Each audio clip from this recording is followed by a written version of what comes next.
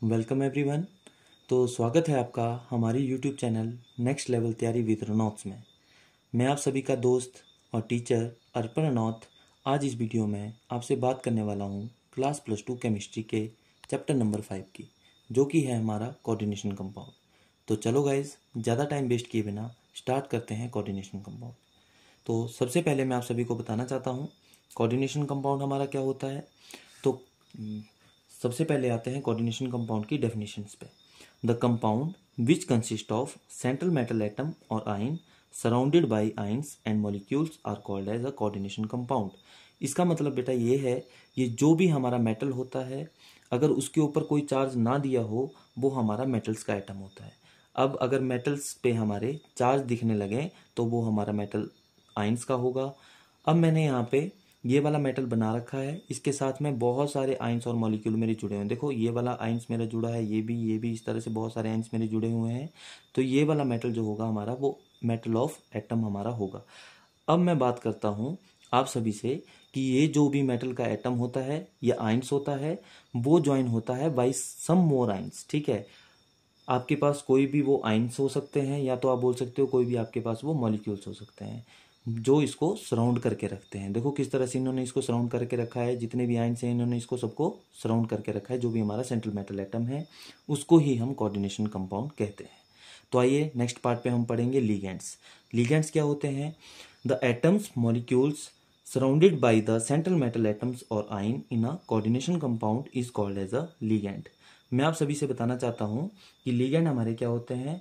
हमने सबसे पहले यह देखना है कि जो भी मेरे पास सेंटर में कोई भी मेटल होगा, जैसे कि मेरे पास सेंटर में मेटल ये है, वो मेटल एटम्स का होगा या आयंस का होगा, कुछ भी हो सकता है। अब इसके आजू बाजू में जितने भी हमारे पास आयन होते हैं जो सराउंड इसको करके रखते हैं, हम उनको एल से डिनोट करते हैं। मैं उसको एल के साथ यहाँ पे डिनोट करके रखा हूँ। मेरे पास यहाँ पे एल से ये सारे के सारे सराउंड करके इसको रखे हुए हैं। यही एल आपका लीगेंड कहलाता है। अगर मैं दूसरी भाषा में आपको समझाऊं कि ऐसे एटम्स या आपके पास कोई भी मॉलिक्यूल या आयंस जो मेटल को सराउंड करते हैं या उसके आजू बाजू में, हम उनको लीगेंड कहते हैं। तो ध्यान देना अच्छे से आप सबने कि लीगेंड्स हमारे क्या हुए। लीगेंड्स हमारे वो होते हैं कि जो भी हमारे आसपास में जितने भी सेंट्रल मेटल एटम के पास मेटल्स का एटम होगा या तो मेटल्स के आयंस होंगे या इसके आजू बाजू में जितने भी आयंस होते हैं वो जो उसको सराउंड करके रखते हैं, हम उनको लीगेंड्स कहते हैं। अब मैं आपको इस तरह से यहाँ पे मैंने यहाँ पे ये बॉन्ड को एरो से डिनोट कर रखा है। आपने आज तक कभी भी इस टाइप का बॉन्ड नहीं देख रखा होगा, तो मैं आप सभी को ये बताना चाहता हूँ कि ये वाला बॉन्ड जो होता है ये किस टाइप का बॉन्ड होता है। तो सबसे पहले हम डिस्कस करने वाले हैं कोवलेंट बॉन्ड पे। तो ये जो कोवलेंट बॉन्ड हमारे पास है, इसमें मैंने यहाँ पे बताया हुआ कि ए ने बी के साथ बॉन्ड बनाया हुआ है। जब ए बी के साथ बॉन्ड बनाता है तब होता क्या है कि ए जो है इक्वल मात्रा में बी को अपने इलेक्ट्रॉन शेयर कर रहा होता है और बी भी इक्वल मात्रा में ए को अपने इलेक्ट्रॉन शेयर कर रहा होता है। इसी तरह से मैं आपको दूसरा एग्जांपल समझाऊं, कोई जो भी आपने इससे पहले बॉन्ड पढ़ रखे हैं, तो उसमें आपका आता है आयोनिक बॉन्ड। आयोनिक बॉन्ड हमारा कब बनता है? आयोनिक बॉन्ड हमारा तब बनता है जब भी हमारे प्लस और माइनस के बीच में कोई भी बॉन्ड फॉर्म होता है, हम उसको आयोनिक बॉन्ड से जानते हैं। तीसरा बॉन्ड जो मैंने आपके पास यहाँ पे बनाया हुआ है, इसको हम किस तरह से समझ सकते हैं? इसको हम इस तरह से भी समझ सकते हैं कि कोई भी हमारे पास, जैसे कि हमारे पास कोई ए है, ये बिल्कुल खाली बैठा हुआ है। जो दूसरा बी वाला है हमारे पास, ये क्या करेगा? ये हमारे पास अपने इलेक्ट्रॉन पूरे के पूरे ट्रांसफर हमारे लीगेंड को करेगा। ए हमारा अभी के लिए फिलहाल के लिए लीगेंड मान के चलते हैं, और बी जो है हमारा, ये क्या है? ये हमारा है central metal atom. Central metal atom इस तरह से भी आप समझ सकते हो। या दूसरी तरीके से मैं आपको समझाना चाहूं कि जो बी हमारा है ये हमारा लीगेंड है, और ए जो है हमारा वो पूरा का पूरा सेंट्रल मेटल एटम है। अब सेंट्रल मेटल एटम क्या होता है? सेंट्रल मेटल एटम का काम ये होता है कि वो बिल्कुल खाली होता है, उसके पास कुछ भी नहीं होता। तो वो अपने इलेक्ट्रॉन जो है किससे लेता है? वो दूसरे वाले से लेता है जो उसके पास लीगेंड साथ में जुड़े हुए होते हैं। तो लीगेंड क्या करेंगे? लीगेंड अपने इलेक्ट्रॉन ट्रांसफर कर रहे होंगे किसको? ए वाले को। ठीक है, तो मैं आपको सबको बता दूं कि ये बी वाला जो है ये इस टाइम रिच क्वांटिटी में होगा, और ये ए वाला जो होगा इस टाइम ये हमारा पुअर क्वांटिटी में होगा। अब हमारा नेक्स्ट टॉपिक है फ्रेम्स ऑफ कोऑर्डिनेशन कंपाउंड। इसको समझने के लिए हमारे को सबसे पहले ये चीज़ समझनी पड़ेगी कि हमारे जो जितने भी कॉम्प्लेक्स बनते हैं वो किस तरह से बनते हैं, उनकी फ्रेम किस तरह से सिलेक्ट होकर रहती है हमारे पास। तो आइए हम समझते हैं उनको। जैसे कि हमारे पास कोई भी यहाँ पे ए दिया हुआ है, यहाँ पे मेरा यही चीज़ मेरे पास कोई बी दी हुई है।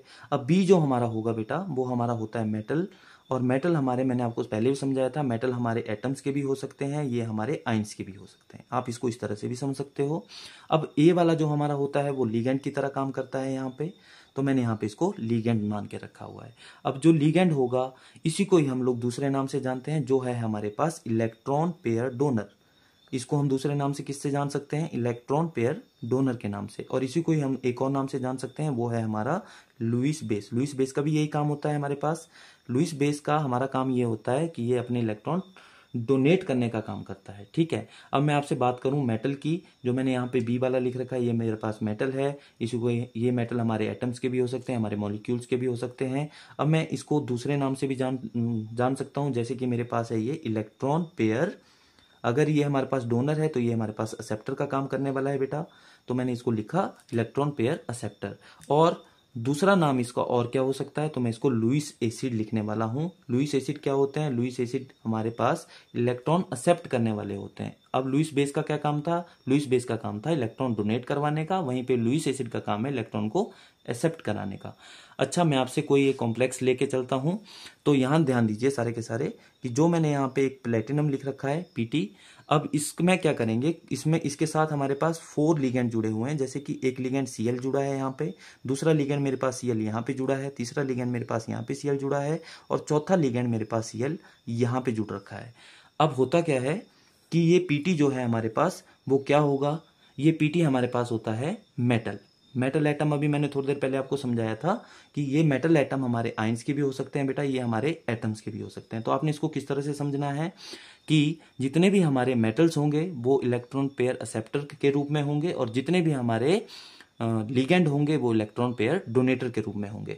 तो मैं आप सभी को एक चीज पूछना चाहता हूं कि अगर मैं आपसे पूछूं कि इसमें लुईस बेस की तरह कौन काम कर रहा होगा, तो आप सभी मुझे बताएंगे कि लुईस बेस की तरह यहाँ पे कौन काम कर रहा है। तो लुईस बेस की तरह यहाँ पे काम कर रहा होगा हमारा बेटा, जो भी लिगेंड यहाँ पे जुड़े होते हैं ये लुईस बेस की तरह हमारे पास काम करते हैं। जैसे कि मैं लुईस बेस में लिख रहा हूँ कि यहाँ पे क्लोरीन हमारा लिगेंड था, तो वही हमारा लुईस बेस की तरह काम करेगा।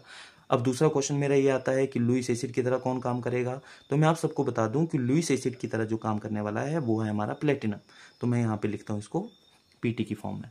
अब एक और चीज मैं आपको जो पूछना चाहता हूँ वो है हमारा इलेक्ट्रॉन पेयर डोनर के रूप में क्या होता है। इलेक्ट्रॉन पेयर डोनर जो मैंने लिखा है यहाँ पे वो कौन हमारे होने वाले हैं, तो मैं आपको सबको बता दूं इलेक्ट्रॉन पेयर डोनर जितने भी होते हैं वो सारे के सारे हमारे लिगेंड होते हैं, तो वो भी हमारा Cl ही रहने वाला है।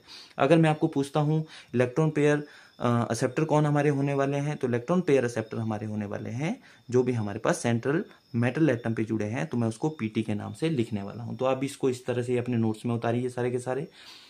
अब मैं आपको एक चीज बताना चाहता हूं कि जितने भी हमारे लिगेंड होते हैं ये सारे के सारे अटैच होते हैं हमारे सेंट्रल मेटल एटम के साथ या तो फिर आयनिक्स के साथ, बट किस के थ्रू, अभी मैंने आपको बताया था कोऑर्डिनेट बॉन्ड के थ्रू। कोई भी कोऑर्डिनेट बॉन्ड हमारा किस तरह से बनता है, ये हमारा कोऑर्डिनेट बॉन्ड होता है। जिस भी टाइप से मैंने आपको लगाए हैं यहाँ पे ये सारे के सारे कोऑर्डिनेट बॉन्ड होंगे। इस टाइप के भी कोऑर्डिनेट बॉन्ड हो सकते हैं, इस टाइप के हमारे पास कोऑर्डिनेट बॉन्ड हो सकते हैं, इस टाइप के भी हमारे पास कोऑर्डिनेट बॉन्ड हो सकते हैं। कोऑर्डिनेट बॉन्ड का मतलब यही होता है हमारे पास कि जो भी हमारे पास लिगेंड होगा वो अपने सारे के सारे इलेक्ट्रॉन डोनेट करवाएगा हमारे पास सेंट्रल मेटल एटम के लिए, क्योंकि हमारे पास सेंट्रल मेटल एटम जो होता है वो हमारे पास पुअर होता है, उसके पास एक भी इलेक्ट्रॉन नहीं होता। तो लिगेंड का काम ये होता है कि वो अपने सारे के सारे इलेक्ट्रॉन जो है वो सेंट्रल मेटल एटम को डोनेट करवाने का काम करता है। तो चलिए आइए हम नेक्स्ट टॉपिक पे लेके चलते हैं आपको, जो है हमारा क्लासिफिकेशन ऑफ लिगेंड। आइए चले हम अब क्लासिफिकेशन ऑफ लिगेंड को समझते हैं।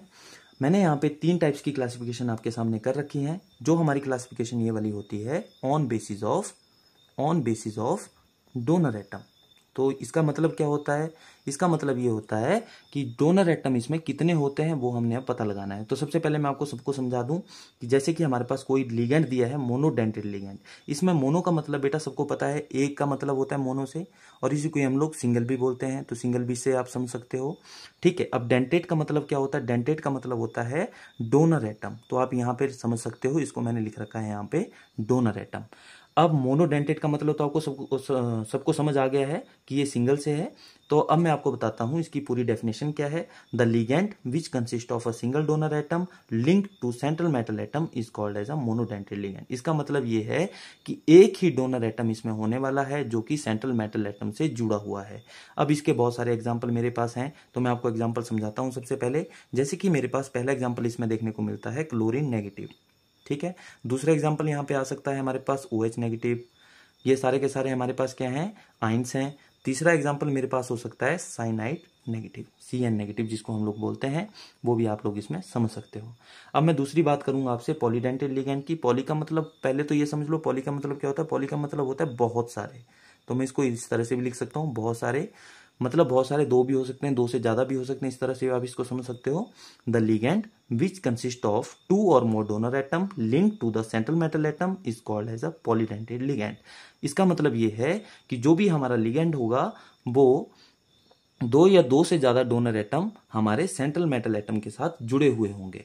इसका मतलब यही है कि जितने भी हमारे डोनर एटम इसमें देखने को मिलेंगे, या 2 होंगे या 2 से ज्यादा डोनर एटम होंगे जो कि हमारे सेंट्रल मेटल एटम से जुड़े हुए दिखने वाले हैं हमें। अगर बात करते हैं पॉलीडेंटेट लिगेंड के टाइप्स की, तो इसमें 2 टाइप्स हमारे पास देखने को मिलते हैं। पहला टाइप्स हमारे पास आता है बेटा बाइडेंटेट लिगेंड, और दूसरा आता है हमारे पास हेक्साडेंटेट लिगेंड, जो कि आपकी बुक्स में दिया हुआ है। वैसे तो आप ट्राइडेंटेट लिगेंड भी बोल सकते थे, आप टेट्राडेंटेट लिगेंड भी बोल सकते थे, पर आपकी बुक्स में जो भी हैं वो आपके पास सिर्फ और सिर्फ 2 ही देखने को मिलते हैं। पहला आपके पास आता है बाइडेंटेट लिगेंड, दूसरा आपके पास आता है हेक्साडेंटेट लिगेंड। अब मैं बाइडेंटेट लिगेंड का मतलब आपको क्लियर करता हूं कि बाइडेंटेट लिगेंड का मतलब क्या होता है। तो बाई से आप समझ सकते हो कि आपका 2 से यहाँ पे बात हो रही है। डेंटेट का मतलब मैंने अभी आपको समझाया, डेंटेट का मतलब होता है डोनर एटम का, तो यहाँ पे आप लिख सकते हो डोनर एटम।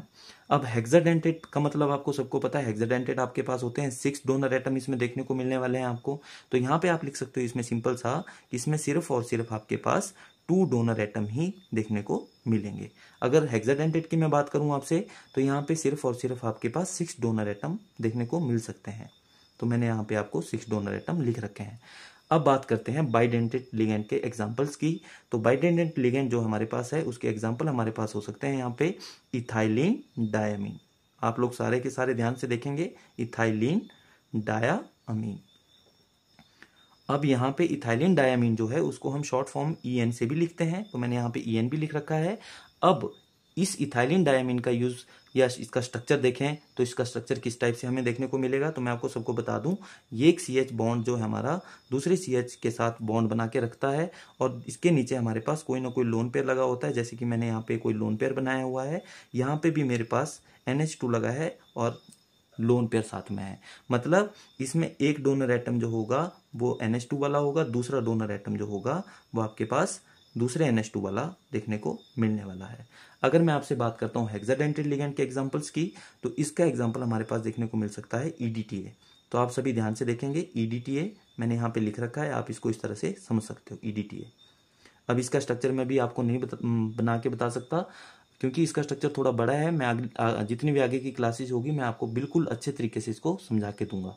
बात करते हैं हमारा तीसरा टाइप्स जो है on the basis of donor atom का, वो है हमारे पास एम्बीडेंटेट लिगेंड्स। एम्बीडेंटेट लिगेंड्स हमारे पास कौन से लिगेंड्स होते हैं, इसको ध्यान से समझिए। जैसे आपने दोनों ये पॉलीडेंटेट लिगेंड और मोनोडेंटेट लिगेंड समझ रखे हैं।